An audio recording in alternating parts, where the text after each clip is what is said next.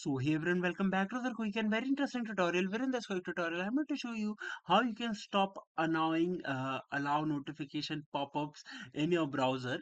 Now, in order to do it, just simply open your browser, and in the browser, just simply go to the setting that you can usually find in the top right corner when you click on the three dots. Once you go in the settings, just simply search notifications right there.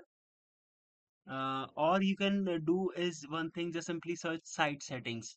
Once you search the site settings, and here you're gonna find this option that says notifications. Just simply click on the notification and just simply click on this option that says don't allow sites to send notification. Now once you click over there, sites will not ask you to allow the notifications.